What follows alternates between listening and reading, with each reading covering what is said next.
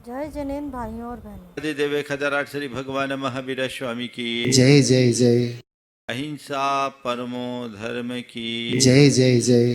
परम पूज आचार्य गुरुवर श्री विद्यासागर जी महाराज की जय जय जय। जय बोलिए परम पूज्य मुनिवर श्री प्रमाण सागर जी महाराज की जय जय जय। मुनि संघ की जय जय जय। गुरु चरणों में एक शिष्य अनेक दिनों से रह रहा था। शिष्य थोड़ा निठल्ला किस्म का था। एक दिन गुरु ने उसे बोध देने के ख्याल से कहा कि वत्स,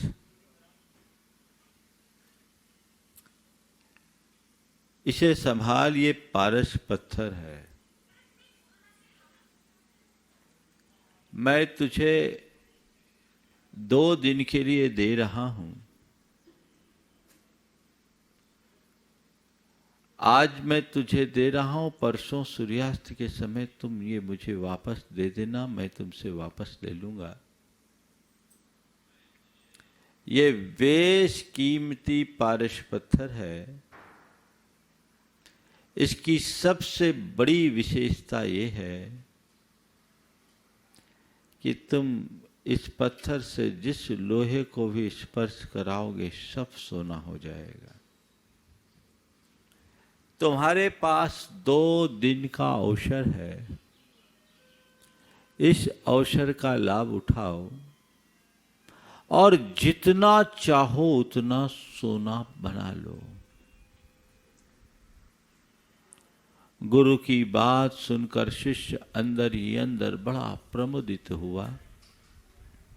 उसे लगा कि जैसे आज तो मुझ पर गुरु ने अपनी सारी कृपा एक साथ बरसा दी है।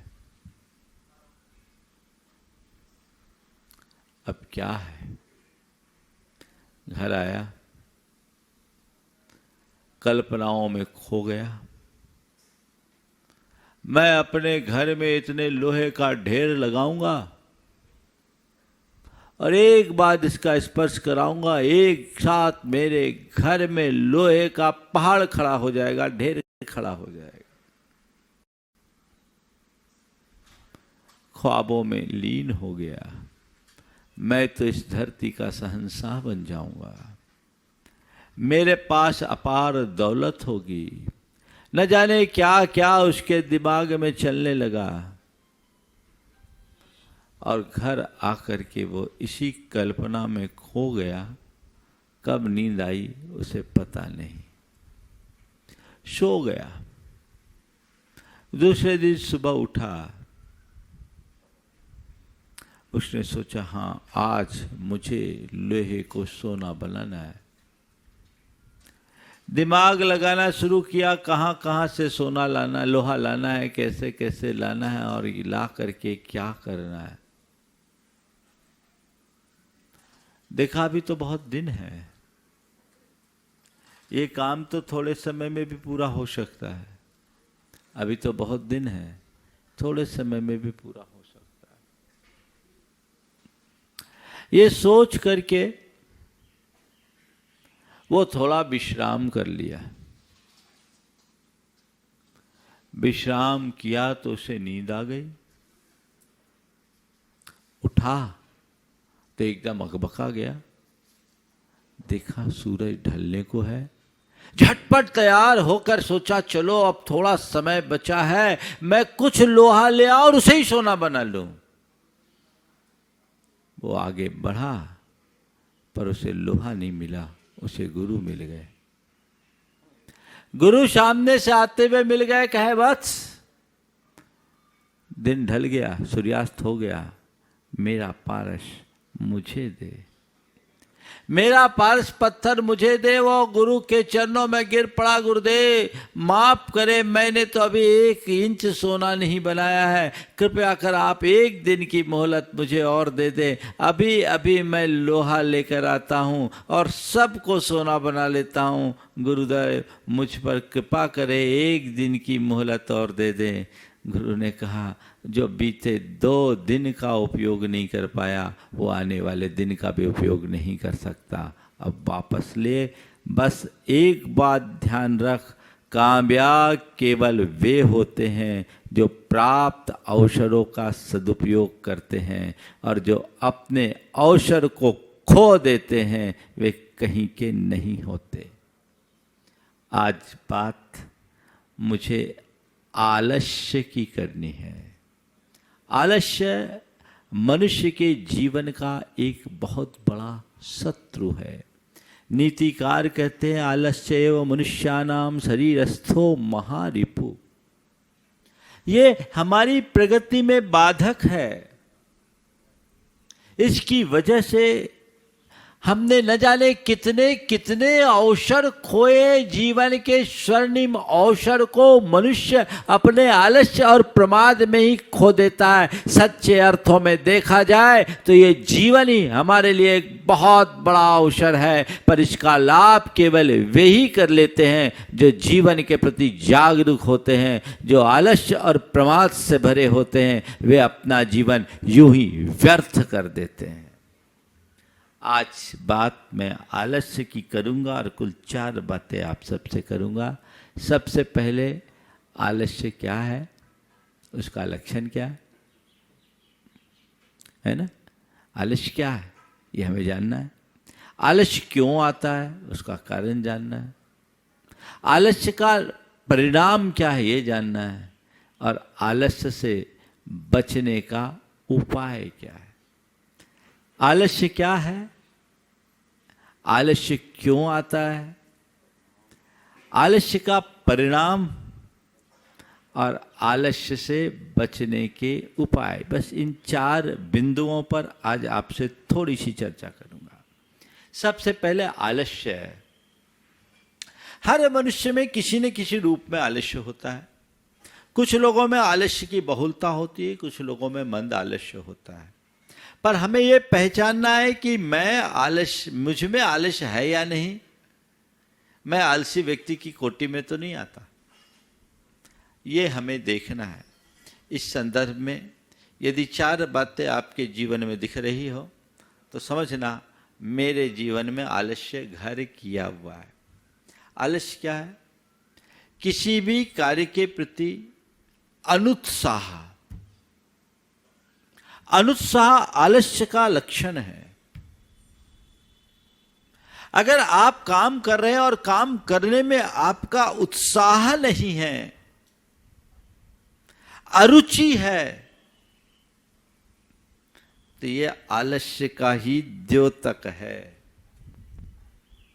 संत कहते हैं जो काम करो रुचि पूर्वक करो, उत्साह पूर्वक करो, तब उसका सही परिणाम आएगा। जो तत्पर लोग होते हैं वे छोटे काम को भी बड़ी रुचि से करते हैं, और जो प्रमादी लोग होते हैं वो बड़े बड़े काम में भी रुचि नहीं रखते। चाहे वे कार्य कितने भी महत्वपूर्ण क्यों ना हो, लेकिन वे उसका महत्व नहीं समझते, उसके प्रति यथोचित रुचि और उत्साह नहीं रखते, और रुचि और उत्साह के अभाव में उन्हें वांछित परिणाम नहीं मिलता।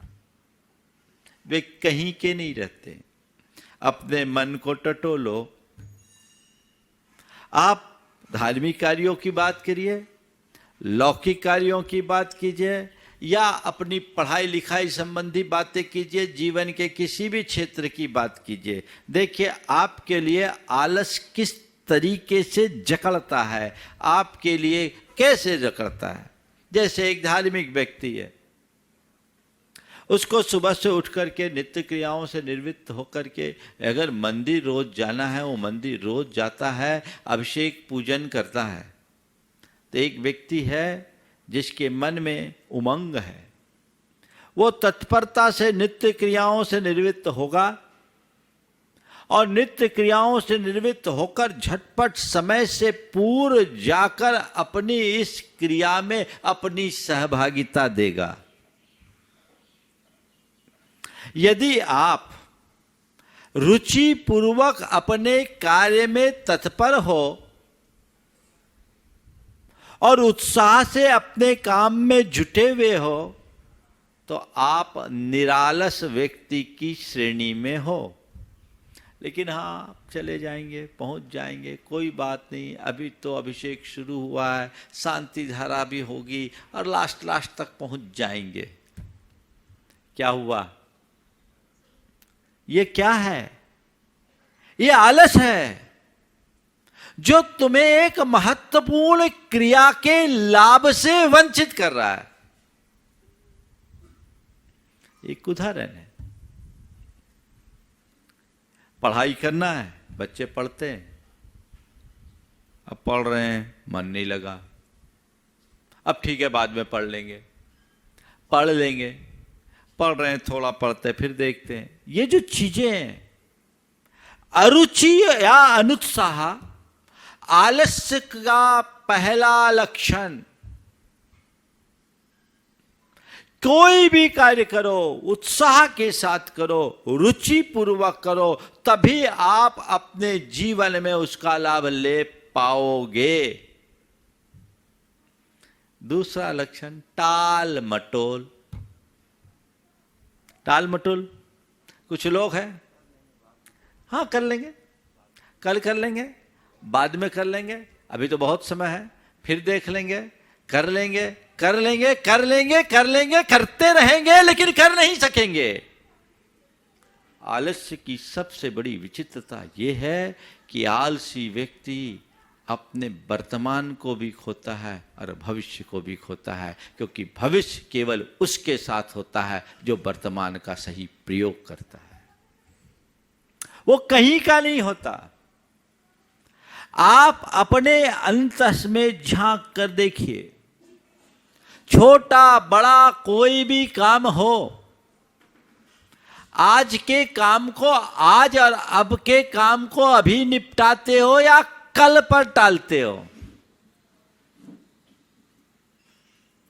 अगर कल पर टाल रहे हो तो आप आलस की तरफ जा रहे हो और ये आपको अकर्मण्य बनाकर छोड़ेगा, कहीं का भी नहीं रखेगा। और अक्सर आप लोगों को घर में होता, आपके आलस के कारण कई प्रकार की समस्याएं आ जाती है। आप घर में कह रहे गैस खत्म होने वाली, हाँ कल ले आएंगे,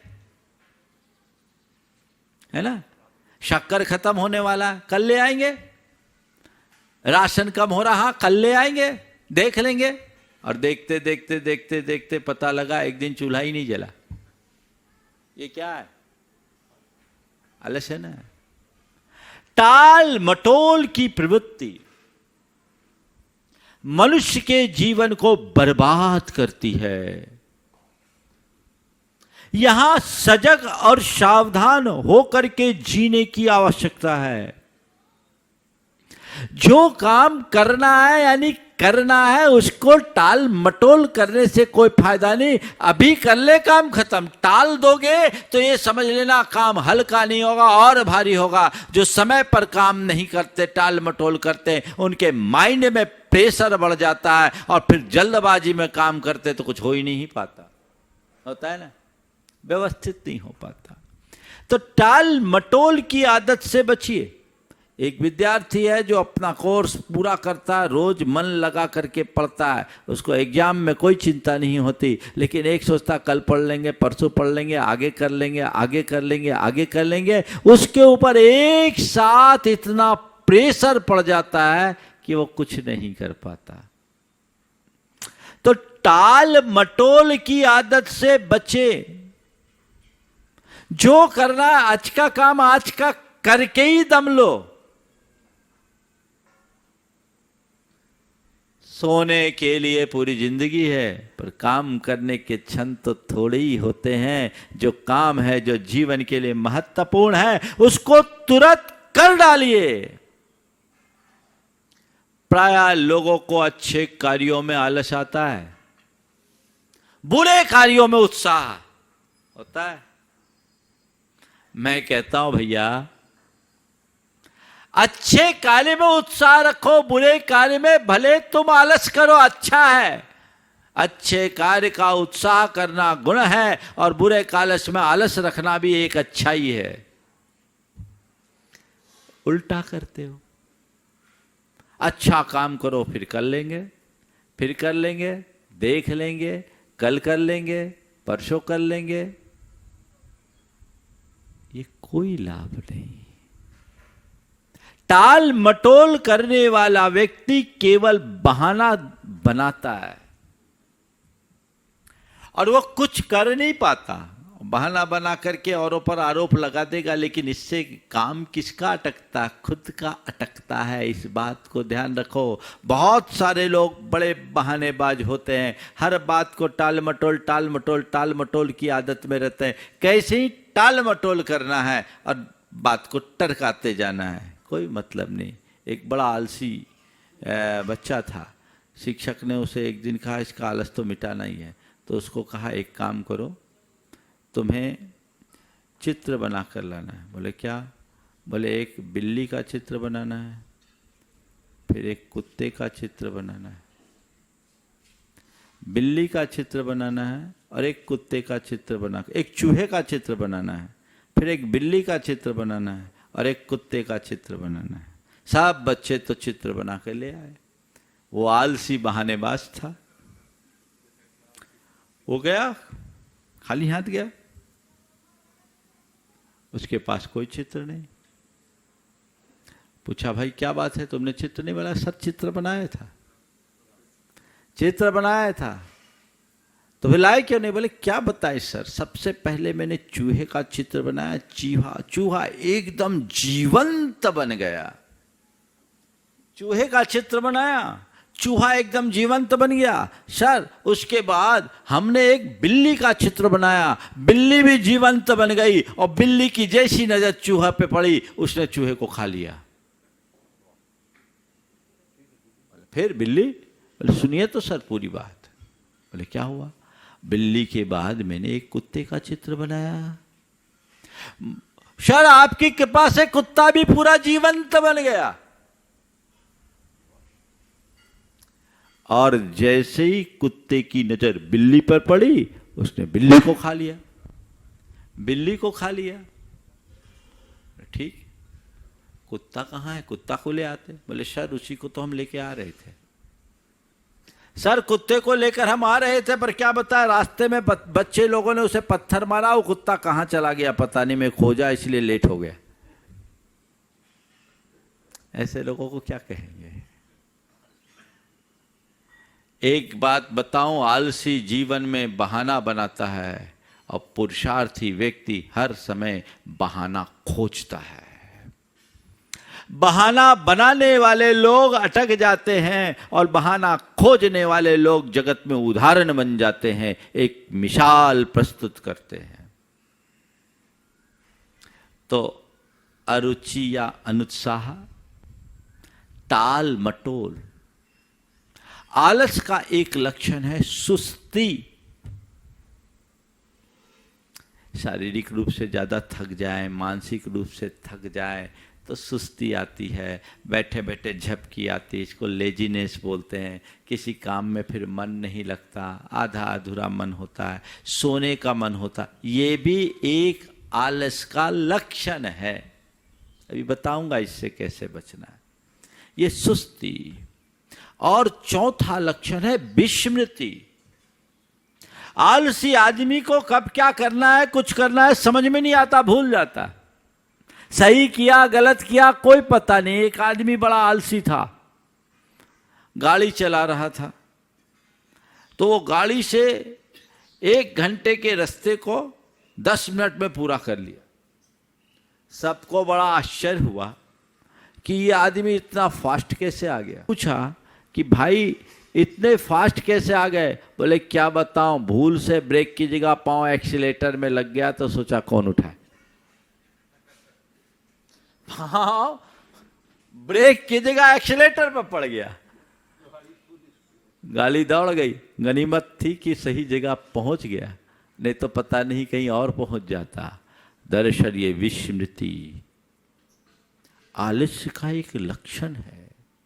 उद्यमी को कुछ विस्मृत नहीं होता और आलसी को कोई स्मृति नहीं होती। ये 4 बातें ध्यान में रखना है। अरुचि या अनुत्साह, टाल मटोल की प्रवृत्ति, सुस्ती और विस्मृति। कुरल काव्य में बहुत अच्छी बात लिखी है। विनाश जिनके भाग्य में बदा है, विनाश जिनके भाग्य में बदा है, उनके पास अनुत्साह, विस्मृति, सुस्ती और निद्रा 4 मंगल नौकाएं हैं। इन्हीं में डूबना है उनको। विनाश जिनके भाग्य में बदा है, उनके पास अनुत्साह, विस्मृति, सुस्ती और निद्रा, ये 4 तुम्हें रोकने वाले हैं, आगे बढ़ने नहीं देंगे। इनसे अपने आप को बचाना है। ये तो आलस की पहचान हुई। इसका कारण पहले जान ले, है ना? कारण क्या है? सबसे पहला कारण अनियमित दिनचर्या। न सोने का समय, न उठने का समय, अल्प निद्रा लेना या अधिक नींद लेना, दोनों आलस्य का कारण है। समय पर उठे, समय पर सोए, थोड़ा आसन व्यायाम करे, थोड़ा घूमने जाए, नियमित दिनचर्या करे। जिनके न खाने का समय, न पीने का समय, न सोने का समय, उनका क्या हाल होगा? प्रमाद में काटेंगे। बिल्कुल व्यक्ति को समय पर सोना और समय पर जागना चाहिए। काम करने की क्षमता तभी बढ़ेगी। आप अगर ऐसे करोगे तो बैठे बैठे ऊँघते रहोगे, आपकी वर्क एफिशिएंसी कम होगी। सोना आराम से, जितना सोना है 6-7 घंटे आप सो लीजिए, पर्याप्त है, ताकि आप दिन भर अच्छे से काम कर सके। नहीं तो आलस्य आएगा, आप उससे अपने आप को बचा नहीं पाएंगे। दूसरा, असंतुलित खान पान। जिनका भोजन संतुलित होता है वो स्वस्थ होते हैं, उनके जीवन में स्फूर्ति बनी रहती। जो प्रायः मादक पदार्थों का सेवन करते हैं, तामसी चीज़ों का सेवन करते हैं, असमय में भोजन करते हैं, उन व्यक्तियों के जीवन में मोटापा जैसी बीमारियां भी आती है और वो आलस्य से ग्रसित हो जाते हैं। संतुलित खान पान होना चाहिए और पर्याप्त पानी पीना चाहिए। कम पानी पीना, अधिक भोजन करना, ये भी आलस्य का कारण है। अब खाने बैठे हैं, डालते जाओ, और मन माफिक चीज मिल गई तो फिर कहना क्या, 1 की जगह 4 सही। अरे भैया, चीज तुम्हारे मन की है, पर पेट का भी तो ध्यान रखो। संतुलित भोजन, इस बात का सदैव ध्यान रखना चाहिए। तीसरी बात, लक्ष्य विहीनता। जिस व्यक्ति के जीवन का कोई लक्ष्य ना हो, वो आलसी बना रहेगा। लक्ष्य सामने हो, लक्ष्योन्मुखी व्यक्ति के लिए कभी आलस नहीं होता। लक्ष्य के प्रति रुचि, लक्ष्य व्यक्ति के सामने उसका लक्ष्य होना चाहिए, ये मुझे करना है। जब काम सिर पे आता है तो व्यक्ति पूरे प्राणों से उसमें जुट जाता है। तो अपना लक्ष्य अपने सामने रखे, सही लक्ष्य बनाए और उसकी तरफ आगे बढ़े। जैसे एक विद्यार्थी है, विद्यार्थी का लक्ष्य पढ़ना है और पढ़ने में आलस आता है तो उसे ये सोचना चाहिए कि नहीं, मुझे पढ़ाई करना है। यदि पढ़ाई ठीक ढंग से नहीं किया तो परिणाम बिगड़ेगा, रिजल्ट खराब आएगा, मेरा कैरियर चौपट हो जाएगा। ये फीलिंग जिस बच्चे के हृदय में होगी वो पढ़ाई में कभी आलस नहीं करेगा, और जिसमें नहीं होगी वो कहेगा कल कर लेंगे, इतना तो कर लिया, ठीक है। कई बच्चे होते हैं वो अपना होमवर्क एक घर आते ही सबसे पहले करते हैं, और कई बच्चे ऐसे होते हैं जिनका होमवर्क कराने के लिए उसकी मम्मी को अपना सिर खपाना पड़ता है, उसके बाद भी नहीं करते। वो टाल मटोली करते रहते हैं। लक्ष्य अगर ऊंचा हो तभी पुरुषार्थ जगता है, जिसका लक्ष्य छोटा हो वो कभी पुरुषार्थ ही नहीं बन सकता। वो बातें बड़ी बड़ी करेगा, काम कुछ नहीं। लेकिन हमेशा इस उक्ति को ध्यान रखना चाहिए, उद्यमेन सिद्धर्ति कार्यान न मनोरथे। काम उद्यम से सधता है, मनोरथ से नहीं। केवल सोचने और विचारने से कोई काम नहीं होगा। काम तभी होगा जब आप करने के लिए जुटोगे, तत्परता से जुटोगे, तब आप काम को अंजाम दे सकोगे। तो जिस व्यक्ति के सामने उसका लक्ष्य होता है, प्रमाद उसके ऊपर हावी नहीं होता, और जिसका कोई लक्ष्य नहीं उसका प्रमाद हमेशा उसे जकड़े रहता। आज मैं साधु हूं, मोक्ष मार्ग में हूं, मेरे सामने मेरा लक्ष्य है, मुक्ति के मार्ग में मैं चला हूं और मोक्ष को पाना मेरा लक्ष्य है, कर्म को काटना मेरा ध्येय है। तो मोक्ष को पाना और कर्म को काटना, कर्म बंधन से बचना, ये मेरा लक्ष्य और ध्येय है। ओ, ये मेरा लक्ष्य और ध्येय है। इस ध्येय को देखते हुए मैं हर पल अपने मार्ग में उत्साह के साथ जुटा रहता हूं। ये उद्देश्य, ये लक्ष्य निष्ठा मेरे मन में मेरे मार्ग के प्रति उत्साह बना के रखती कि नहीं, मुझे उत्साहित रहना है, हर पल रहना है, अपनी चर्या के प्रति अप्रमत्त रहना है, जागरूक बनकर रहना है, उसमें शिथिलता नहीं आने देना है, क्योंकि यह शिथिलता अंततः मेरा नुकसान करने वाली है। इससे मेरा लक्ष्य मेरे हाथ से छिटक जाएगा। मैं एक क्षण का प्रमाद करूंगा तो कई भाव पिछड़ सकता हूं। ये भाव बोध मुझे मेरे मार्ग में टिकाता है। इसी तरह तुम्हारे सामने यदि तुम्हारा लक्ष्य होगा तो एक पल को भी आपका मन नहीं डगमगाएगा।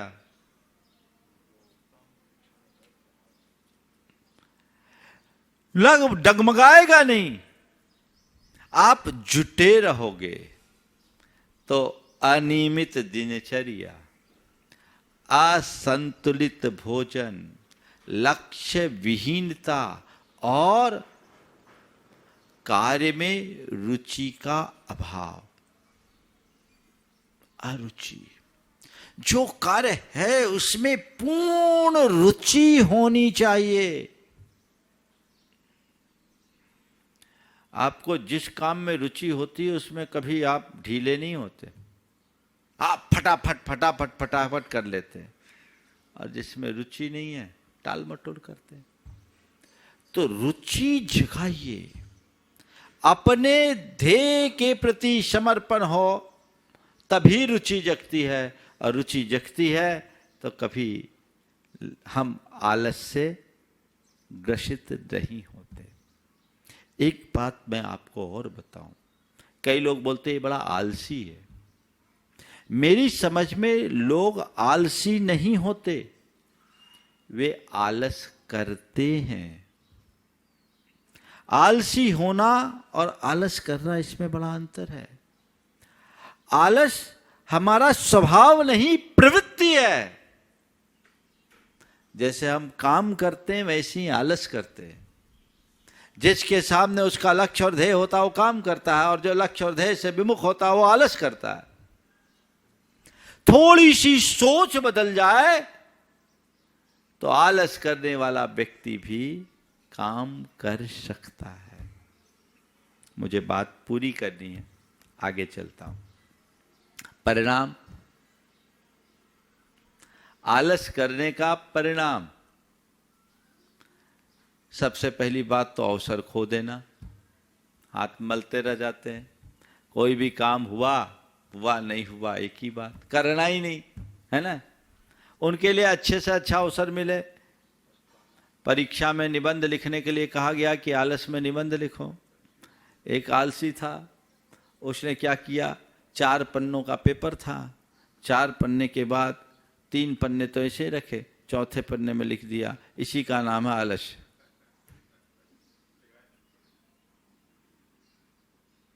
ये अवसर खोना, आलस्य का लक्षण, कई बार अच्छे अच्छे मौके आते हैं, व्यक्ति आलस्य के कारण अवसर खो देता है। एक पति बड़ा आलसी था, सो रहा था, अचानक पत्नी को आहट हुई, घर में कोई आया, वो थोड़ी चौकन्नी हुई, अपने पति को जगाया, देखो कोई ऐसा लग रहा है घर में घुस रहा है।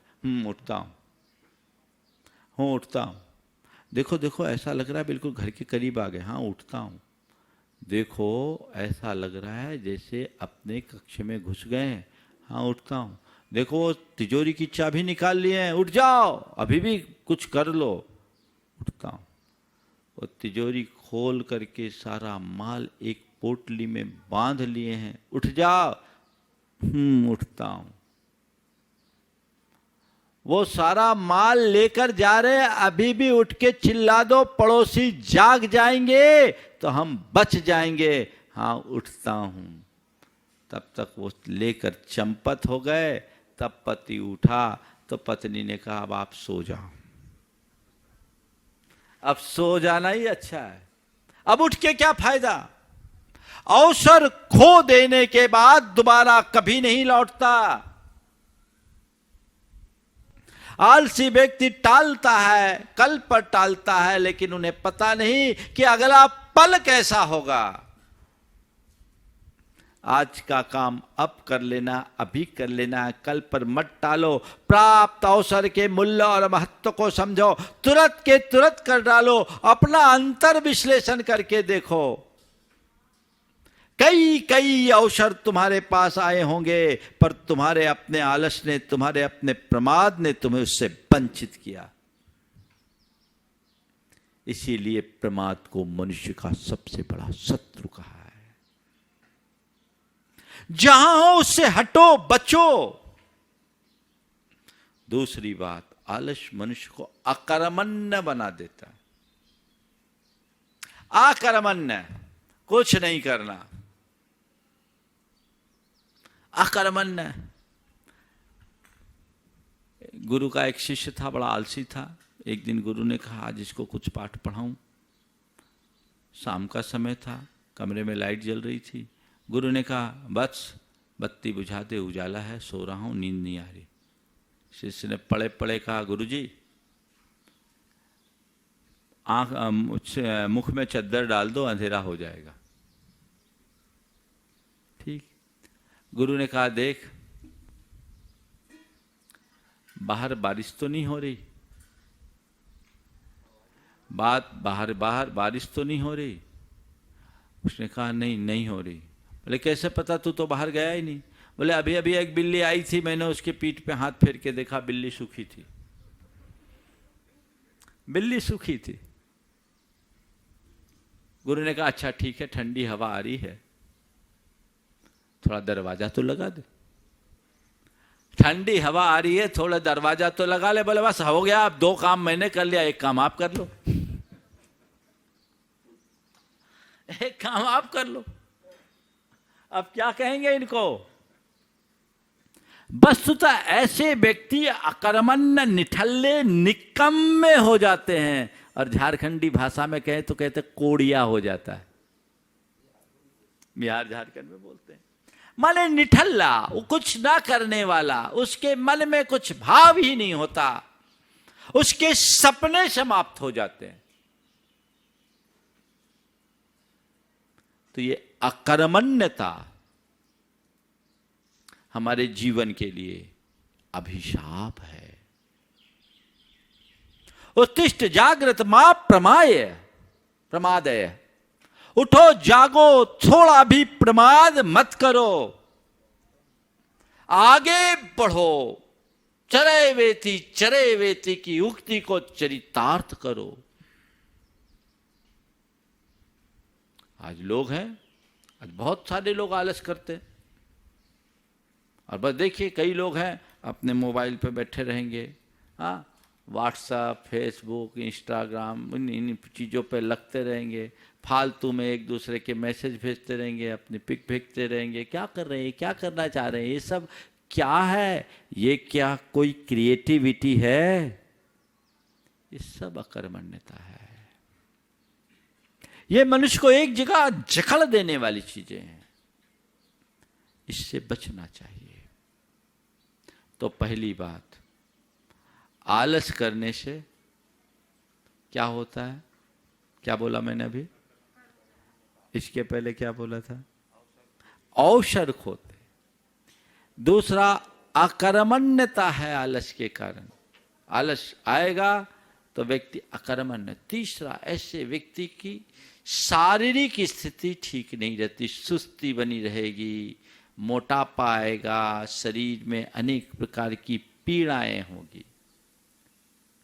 और चौथी बात, मानसिक रूप से भी ऐसा व्यक्ति स्वस्थ नहीं रहता। ये चारों परिणाम आलस्य के हैं, है ना? इनसे बचे कैसे, है ना? कैसे बचे? तो उसके भी 4 उपाय बता देता हूं। आलस्य से बचने का उपाय, सबसे पहले अपना लक्ष्य अपने सामने रखे और उसके प्रति समर्पित रहे। लक्ष्य के प्रति समर्पण मनुष्य को उद्यमी बनाता है।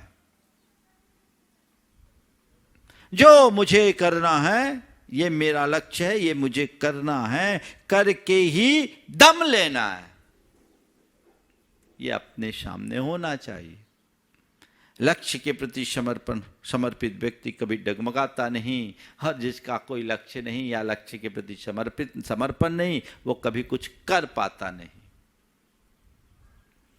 तो जो मेरा लक्ष्य है, जो मेरा ध्येय है, उसके प्रति मुझे समर्पित रहना है। मेरा जो काम, वो मेरा काम, वो मेरी प्राथमिकता होगी। जब काम की प्राथमिकता होगी तो और कोई काम नहीं आएगा। अब जैसे बच्चा पढ़ने के लिए बैठा है, लक्ष्य तो उसका पढ़ाई का होना चाहिए। अब मन में क्या आ गया? अरे चलो कोई मूवी देख ले, कोई म्यूजिक सुन ले, किसी से बात कर ले, थोड़ा व्हाट्सएप देख ले, किसी से चैट कर ले। ये क्या है? ये मनुष्य को लक्ष्य के परामुख बनाती है। और इन सब तरफ वो लोग चले जाते हैं जो अपनी मन की सुनते हैं, मन की सुनकर उधर ढलक जाते हैं, लक्ष्य एक तरफ छिटक जाता है और वे उनकी प्रगति वहीं अवरुद्ध हो जाती है। वे जीवन में कभी कामयाब नहीं हो पाते। तो क्या करें? लक्ष्य नहीं, अभी तो मुझे पढ़ना है, ये मेरा ध्येय है, ये काम मुझे करना है, ये मेरा ध्येय है, ये उद्देश्य मेरा पूरा मुझे करना है, ये मेरा ध्येय है। लक्ष्यनिष्ठ व्यक्ति जब तक उसका काम संपन्न नहीं होता तब तक दम नहीं लेता। मैंने ऐसे ऐसे लोगों को भी देखा, ऐसे लोग मेरे संपर्क में आए जिन्होंने अपने काम के प्रति इतनी गाढ़ रुचि और लक्ष्य के प्रति इतना समर्पण कि 24-24 घंटे बिना सोए वे अपना काम किया और आज भी कर रहे हैं। पुरुषार्थी उद्यमी बनने के लिए बहुत जरूरी है। तो पहली बात, लक्ष्य के प्रति क्या करना है? समर्पण रखना है। जो मेरा लक्ष्य है उसके प्रति मुझे समर्पित रहना है। दूसरी बात, समय का प्रबंधन और तदनुरूप प्राथमिकताएं। हम अपनी प्राथमिकताओं को निश्चित करें, हम अपनी प्राथमिकता को निश्चित करें और ये मेरी प्रायोरिटी है, इस समय मुझे यही करना है, और उसी अनुरूप समय का प्रबंध करोगे तो कहीं कोई कठिनाई नहीं होगी। समय हो रहा है इसलिए मुझे भी समय पर पूरा करना है। तीसरी बात, संकल्प। अपने कार्य का संकल्प लो, ठान लो, बस ये मुझे करना है और इस समयावधि में करना है। और चौथा, नित्य योग प्राणायाम करो, मॉर्निंग वॉक